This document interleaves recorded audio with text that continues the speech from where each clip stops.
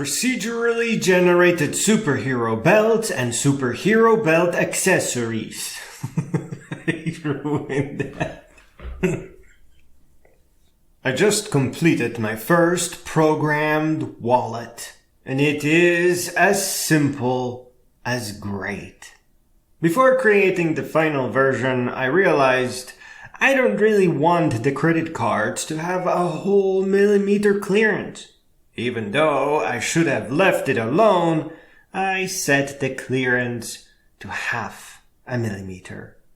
And I halved the space between the container and the credit card tray from 0.6 millimeter to 0.3 millimeter. This required just a second.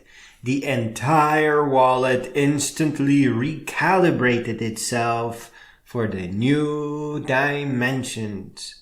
But as it turned out, in my joy of adding vertical tray clearance a couple of days ago, I forgot to do the same for horizontal clearance.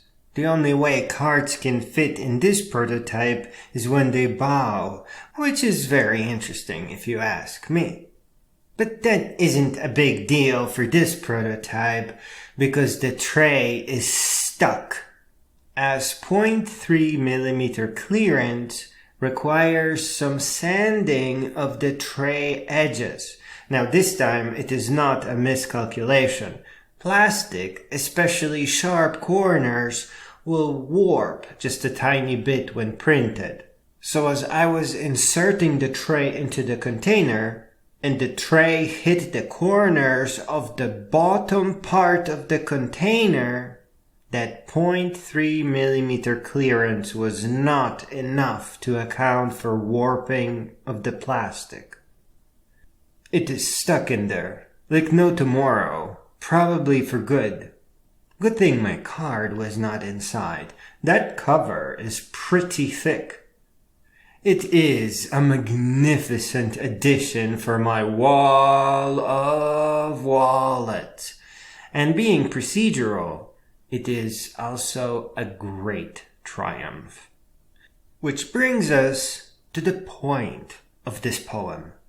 And here the first and foremost is the recognition of the necessity for a point-and-click system of applying rails or hinges to quickly make belt parts fit together.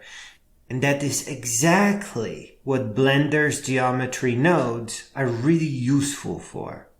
So currently, the plugin that makes a wallet has a generic function that will intrude or extrude inwards a perfectly calculated hole.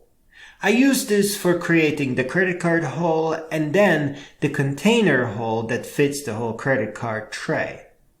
A rail system, or perhaps a hinge system, very similar to a door hinge with a pin, is all it takes to join these compartments together. Now, this would look boring and pretty bad, but I already tested the fix for it. To make the superhero belt interesting, not everything will be printed as a single piece, but rather multiple pieces that still need to be attached by screws.